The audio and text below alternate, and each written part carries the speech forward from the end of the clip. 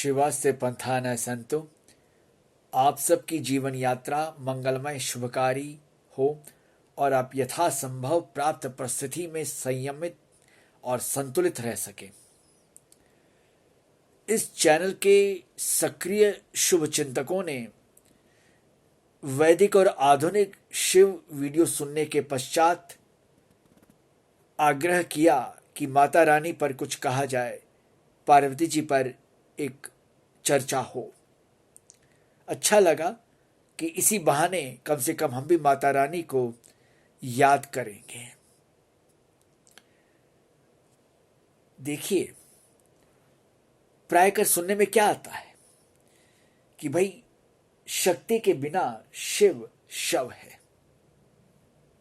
दूसरी बात, शिव जी ने ही वो माता रानी के लिए वो अवतार ग्रहण किया, वाहन के रूप में आए। अच्छा, तीसरी बात कि जब शिवजी ने मना किया माता रानी को प्रजापति के यहाँ जाने के लिए, तो माता रानी ने अपने नाना रूप दिखाए और वो सारी दिशाओं में फैल गई। शिवजी डर गए, घबरा गए, भागने लग गए। तमाम तरह की बातें आती हैं। क्या है ये सब? क्या ये शिष्ट प्रयोग है? यह वह श्रृंगारिकता, भौंडी श्रृंगारिकता है जो शाक्त संप्रदाय के कट्टर समर्थकों ने फैला दी। खुद तो हम मिलकर रह नहीं सकते, बिना भेद के जी नहीं सकते, ऊपर वाले में भी वही प्रमाणित कर दिया। शिव और पार्वती को अलग कर दिया।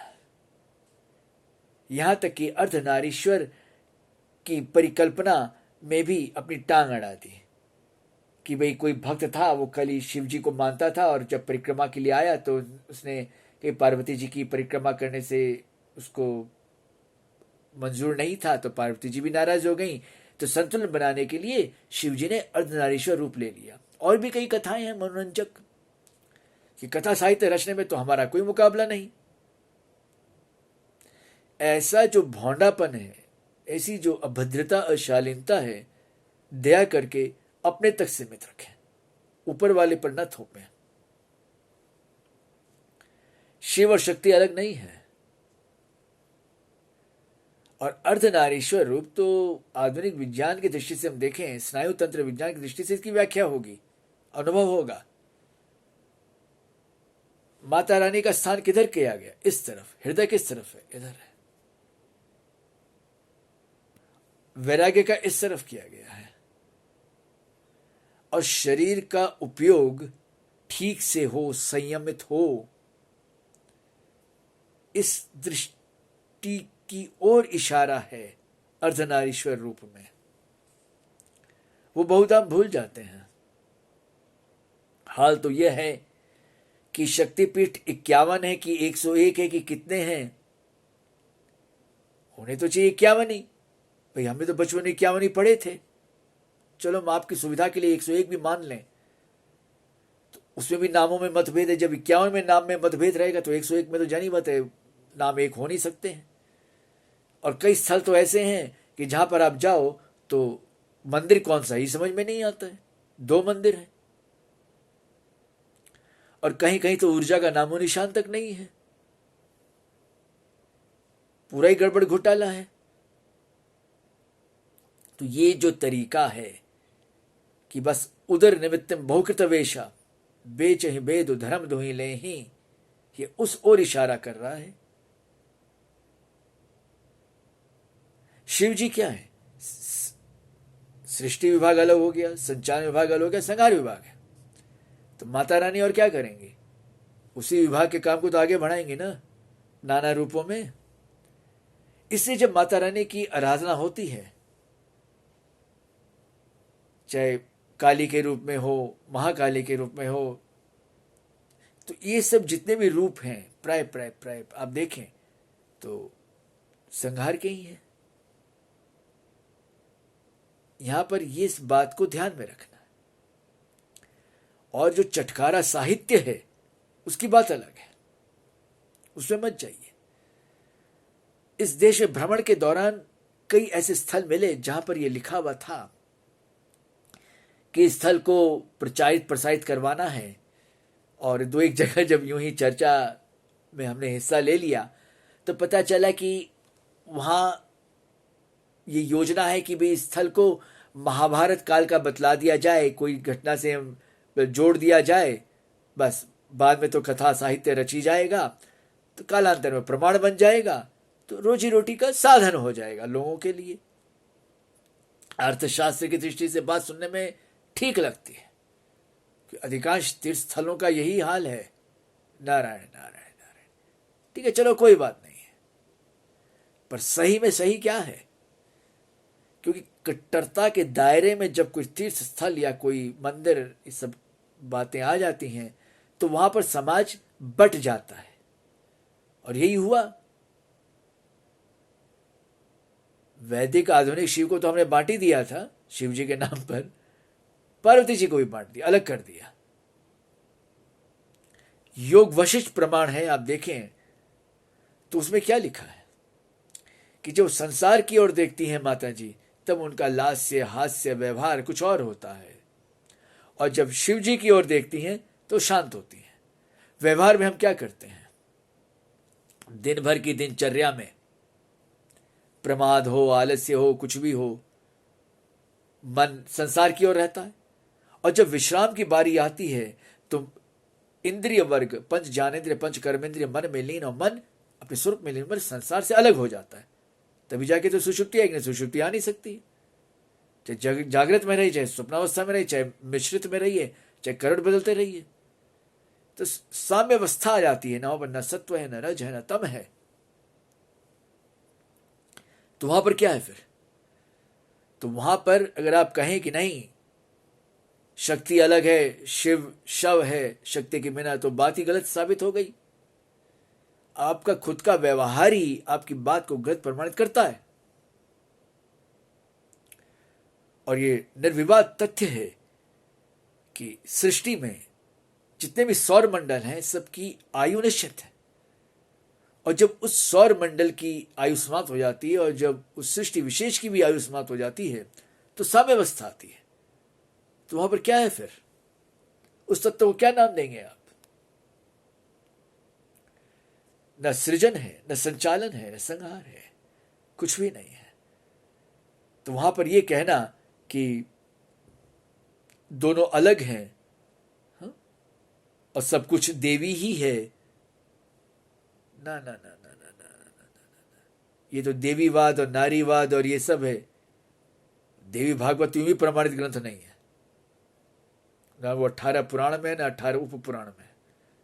उसमें श्लोक लिख दे मनवाने के लिए, वो बात अलग है। उस पर 3 किताबें लिखी गई थी कि पुराण है पहली किताब, दूसरे विद्वान ने लिखा कि नहीं पुराण नहीं है, तीसरे विद्वान ने लिखा कि नहीं पुराण है। अब तो खैर वैसी विद्वता ही नहीं रही, और जहां भी कुछ है भी तो उसका समुचित जो मान सम्मान होना चाहिए वो किसी को मतलब ही नहीं है, कि लोगों को श्रृंगारिकता से मतलब है। पहले चमत्कार फिर नमस्कार। परिश्रम नहीं करना है, बस सिर पर कोई हाथ रख दे और हमारा कल्याण हो जाए, बेड़ा पार हो जाए, सारे पापों का नाश हो जाए, और हम बस सब कुछ पा लें दुनिया में।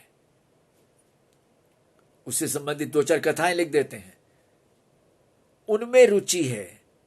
तो जानिए बा जो धर्म ध्वजी वर्ग है वो इस बात को भुनाता है, वो इस भावना के आधार पर हमारा आपका शोषण करता है। हम सही में चाहते क्या है? यहां तो यह हाल है कि शक्ति पीठों के जो नाम है उनमें भी मतभेद है। उस स्थल विशेष में ये तो कई बार मंदिर देखने को ही नहीं मिलते, और कई जगह 2 तो 3 मंदिर हैं।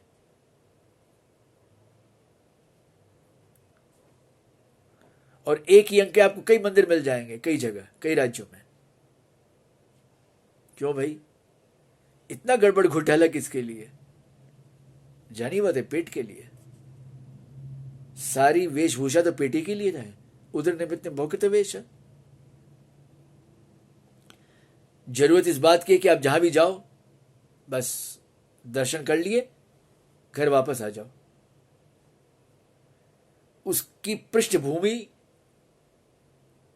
पर ज्यादा चिंतन मनन मत करो, उसमें उलझोगे तो उलझे रह जाओगे। समझ में नहीं आएगी बात क्या है, कि वहां की जो समिति है जानिए तो उसके तो वही स्थान सर्वश्रेष्ठ और अंतिम है, और क्या चाहिए। तो भाई ऐसी भक्ति तो भक्ति नहीं है, दिखावा है, प्रदर्शन है। अभी आप पर निर्भर है कि आप चाहते क्या हैं। इतनी शक्ति पीठों की होने के बावजूद देश में नारी वर्ग का सम्मान कितना है, ये किसी से छुपा हुआ नहीं है। क्यों भाई, क्या वो शक्तिपीठ जागृत नहीं है कि वो बचा नहीं सकते